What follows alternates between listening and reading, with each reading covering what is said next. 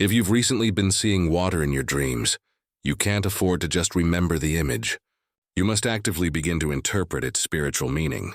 In the spirit realm, water is far more than an element. It is a powerful language.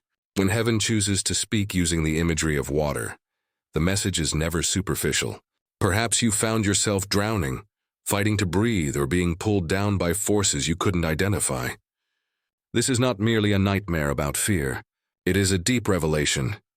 The struggle represents you being overwhelmed by deep-seated emotions you have yet to fully acknowledge, or old wounds that you've buried so deep they've begun to fester. It's a clear indication that you are losing a crucial internal battle in silence. God is sending an urgent SOS to call you back to a place of safety and honesty. Alternatively, your dream may have featured quiet, glass-like waters, clear, peaceful, and perfectly calm. That stillness isn't just a sign of physical rest. It's a profound sign of spiritual alignment. It is your spirit confirming that you are currently flowing seamlessly with the divine will, even if the world around you seems chaotic or completely uncertain. But what if the water was violent, with huge waves crashing, a storm gathering, and powerful currents pulling you into the unknown? You are not in peril. You are in a major transition phase. God is actively working to shake loose the old, restricting structures within you. He is not trying to destroy you or your life. He is cleansing and preparing you for what's next. Water has this incredible dual power. It both reflects your present state and reveals your spiritual resistance. It shows you exactly where you're fighting his movement and where he is preparing to immerse, baptize you into a far greater capacity and purpose. Here is the essential twist that most people completely miss.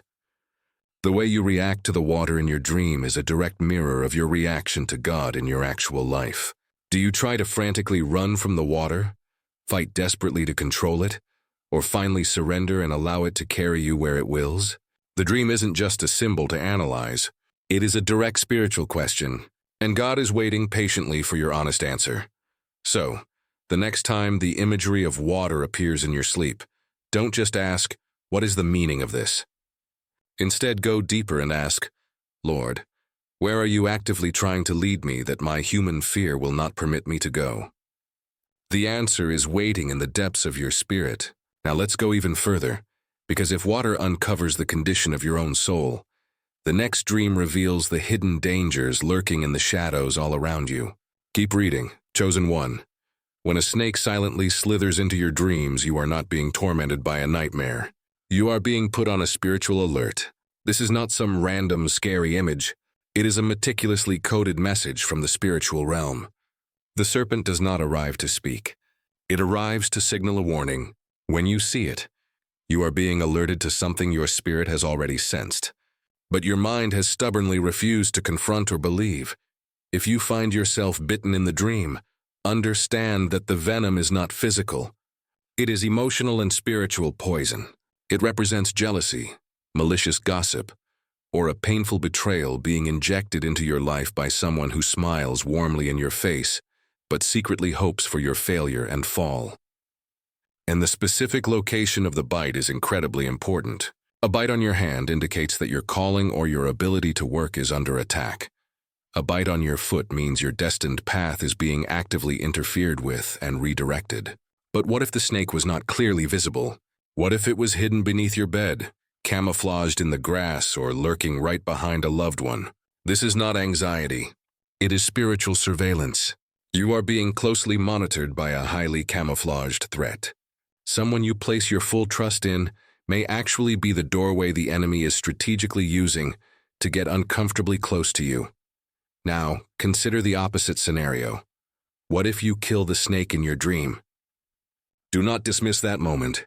That represents a decisive victory achieved in the unseen realm. It is a silent but powerful deliverance, a significant battle won while your body was at rest, but your spirit was fully armed and active. God allows these serpent dreams not to paralyze you with fear, but to sharpen your spiritual senses.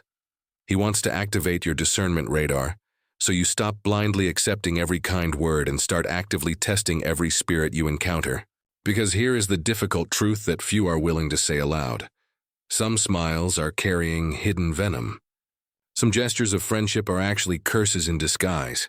Your dream state is often the only place where the enemy's mask finally slips. Therefore, the next time a snake appears, do not panic or flee. Instead, stand firm and ask with bold spiritual authority, Lord, who in my life is close enough to wound me, but silent and deceptive enough to hide their true intent? Prepare yourself now, because if the snake reveals the hidden enemy, the very next dream shows you the new opportunities God is preparing to open for you. Stay engaged. When a door appears prominently in your dream, you are not simply encountering an architectural feature. You are standing on a spiritual threshold. Heaven is giving you a glimpse of something the natural world cannot yet show you. Your life is on the precipice of a massive shift. Whether the door is wide open, firmly locked, slightly ajar, cracked, or completely vanishes, every single detail is a spiritual code, a revelation about the precise timing and trajectory of your divine calling. If the door stands wide open, resist the urge to immediately celebrate. It's not just an offer of access. It's a critical test. What you are about to walk into is the direct answer to prayers whispered by the version of you who barely made it through last year. An open door means your next major season is available, but your active obedience is the only key that will fully unlock its potential. Conversely, if the door is securely locked, do not immediately begin to curse the perceived delay or rejection. God may be intentionally safeguarding something that you are simply not yet spiritually mature or prepared to handle. A locked door in this context is not a message of rejection. It is an act of divine preservation. Sometimes the silence of heaven in the form of a locked door speaks far louder and more profoundly than any immediate yes could. But if the door is visibly damaged or broken, pay close attention to this detail. This dream represents a security breach in your spiritual atmosphere. It means that an enemy has identified your weakest point of access and is actively attempting to sabotage your next big move before you even get the chance to make it. God uses these specific door dreams to urgently recalibrate your discernment. The central lesson is clear. Not everything that appears open is from God. Not everything that is closed is a punishment. And not every pathway you see is meant for your steps. But here is where the message deepens significantly. If you are simply standing in front of a mysterious door, completely paralyzed and unable to move, it may not be about the door itself. It is likely about your own state of readiness. Sometimes you have been fervently praying for a future that you have not yet mentally or spiritually dared to step into.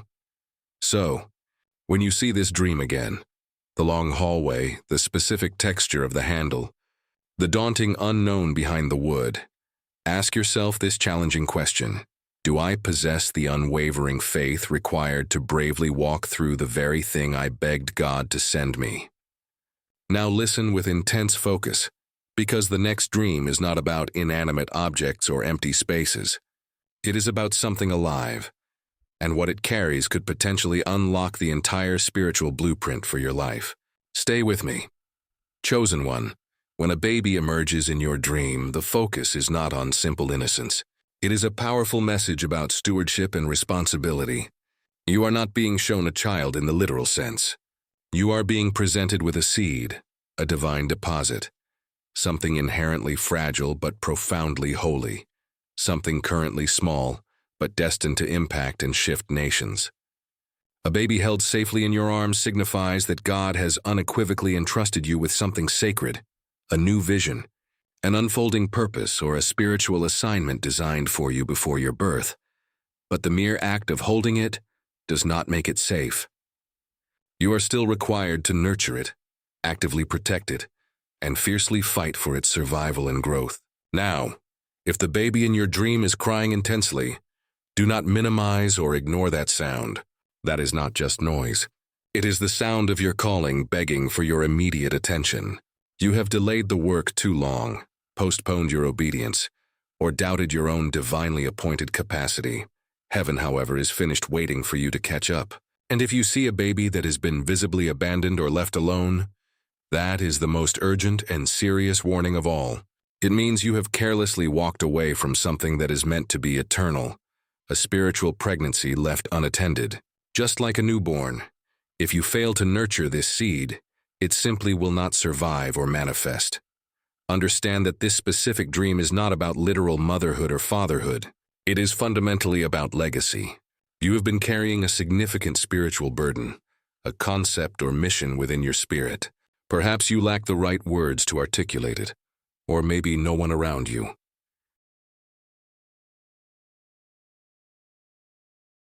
Reality. It's a persistent pressure, a stirring deep within, a divine weight you cannot fully explain. And here is the crucial reality most people fail to grasp. The enemy is not afraid of who you are right now in your current state. He is terrified of what you are carrying and what it is destined to become. That is the true reason your spiritual warfare has intensified.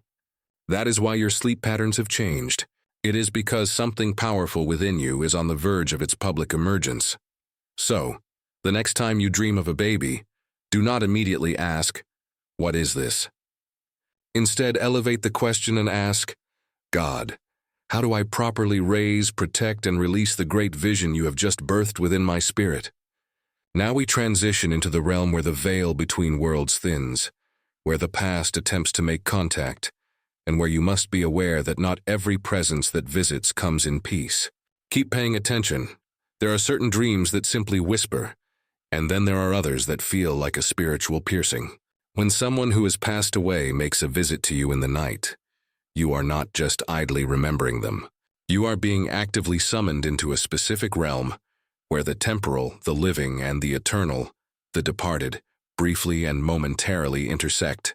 This is not always just a simple feeling of nostalgia. It is not always the painful resurfacing of grief. Sometimes, this is purely God speaking to you through the powerful lens of memory, utilizing the familiar image of a loved one to bypass your human logic and directly reach the part of your soul that is still receptive when you are most vulnerable. Perhaps the person spoke a complete sentence to you. Perhaps they simply looked at you with a specific, powerful meaning. Or perhaps they said absolutely nothing, but you woke up with tears streaming down your face. That sudden, raw emotion is not merely a feeling. It is a clear, felt message. God may be actively bringing you closure, healing a deep wound you never fully processed. Or he may be passing on a prophetic instruction that your conscious, overly analytical mind would have immediately dismissed during the light of day. Occasionally, these visitations are actually ancestral awakenings, urgent reminders that a generational battle, a spiritual pattern has finally reached its final, designated warrior, you. You must listen to this instruction with complete clarity. Not every presence you encounter is divine. The enemy is an absolute master of deception and disguise. Some of these dreams are simply counterfeits, highly sophisticated imitations designed to distract, deceive, or completely derail you from your path. And how, then, can you absolutely tell the difference between the true and the false? The key is not in what is explicitly said. It is in what is left behind in the aftermath of the dream. If the dream leaves you with profound peace, a strong sense of conviction, or undeniable clarity, then heaven has touched you. If it leaves you with confusion, paralyzing fear, or a sense of obsession, it was an intrusion sent to distort your mind and spirit. This is precisely why discernment is your most vital spiritual shield, because when the image of the departed appears, you must ask, not with fragile emotion, but with grounded spiritual authority, "Lord, was this visitation from you? Or was it a shadow wearing the familiar memory of a loved one?" Chosen ones are not just passive dreamers. We are gatekeepers, and not every spirit deserves the access you willingly grant it. Now we cross over from the invisible realm to the inevitable. The next dream does not whisper from your past. It violently drags you from your present and harshly tests whether your foundation is built on rock or merely on illusion. Brace yourself, chosen one. There exists a specific type of dream that doesn't arrive softly with symbols or quiet warnings. It arrives with a sudden, jarring impact. You experience a rapid, sudden drop, a massive jolt that violently snaps you awake. Your heart is pounding furiously. Your whole spirit is shaken. You are falling. But this is not merely an expression of anxiety. It is not your mind spinning out of control. It is your spirit being forcefully interrupted. When God permits you to fall in a dream, He is not trying to punish you for a failure. He is actually attempting to reposition you for a success you can't yet see. Perhaps you are currently losing control of something you were never intended to manage all by yourself. A certain relationship, a specific title, or an entire role you have spiritually outgrown. Instead of willingly releasing it, you have been desperately white-knuckling a version of life that he has already called you to walk away from. Or perhaps you are holding tightly to your pride, to dangerous illusions of personal stability, or to platforms you built on deep-seated fear instead of unshakable faith. And the fall itself is God's profound mercy in action, actively stripping away everything that is false, before it all inevitably collapses with you trapped on top of it. And yet sometimes, he allows you to fall nearly to the ground just to decisively show you one powerful truth. He still catches you. What felt like your greatest failure was actually a crucial moment of divine formation. It was a complete spiritual reset, not designed to break you, but to completely rebuild you brick by brick upon an unmovable foundation of truth. Here is the part that few truly understand. Falling in a dream does not always signify danger or loss. It can mean you are finally being separated from all the heavy baggage that was never truly a part of your authentic self. The ego, the pride, the constant need for control. He is expertly tearing down the false structures. Therefore, the essential question is not, why am I falling? The question is, what have I mistakenly built my identity upon that God is now urgently shaking loose? The fall itself is never the end of your story. It is the necessary, grounded start of something far more real and authentic. As you awaken, breathless, confused, or afraid, the immediate whisper from heaven is unequivocally clear. When everything around you collapses, I alone remain your unshakable foundation. But what happens when the fall is over, and yet you still feel an intense, undeniable sensation of being watched, like something is seeing you, even though there is nothing physically there? Get ready now, because the final dream does not merely shake your physical body. It profoundly invades and shifts your entire spiritual atmosphere. Chosen one, this final dream does not arrive with the usual chaos of monsters, fire, or the physical jolting of a fall. There is no typical nightmare chaos. It comes purely as an intense feeling of being watched, not by a person you can name, but by something unseen, yet undeniably present and intelligent. You look around in the dream. There is nothing visible, but the atmosphere is thick, heavy, almost tangible. You feel as if you are being judged, measured, and intimately known. And this is no accident of your mind. This is not paranoia setting in. This is pure spiritual awareness. You have recently crossed a significant threshold. And now, you are officially on the radar of various spiritual realms you weren't even aware were monitoring your progress. Because once you have been marked by destiny, both heaven and the enemy's forces take immediate notice of your existence. Angels are actively observing your growth. Demonic forces are meticulously studying your specific weaknesses. The atmosphere around you has become acutely aware of your spiritual presence. And this dream is the ultimate confirmation. You are no longer invisible to the invisible. But here is the critical insight most people miss completely. You are not being watched because you are weak or a potential victim. You are being watched because you are becoming spiritually dangerous. Your anointing is visibly rising. Your spiritual authority is rapidly growing. The entire spirit realm is now tracking your every single move, because your next major decision has the potential to activate a generational shift for everyone connected to you. This dream is a divine briefing. God is showing you that you have graduated into a key player in a massive spiritual war that others remain completely asleep through. You are no longer safely hidden, no longer protected by obscurity. You have been powerfully revealed, and that is exactly why you feel exposed and vulnerable. Because you are spiritually lit up like a massive signal tower, visible to both the darkness and the light. So the next time you feel those intense, invisible eyes upon you, do not run and do not shrink back into yourself. Instead, stand tall and firm. Because that constant gaze means this: your time to powerfully move, speak, and lead has officially arrived. You've been seen by the spirit realm. Now, it is time to act with the full authority of your calling. But before we finally close this message, there is one last, absolutely crucial thing you must absorb. One fundamental truth that perfectly ties every single dream we've discussed together. If you miss this final moment, you may miss the entire and ultimate purpose of why these dreams have been coming to you in the first place. Stay with me. The conclusion is not a finish line. It is a powerful awakening.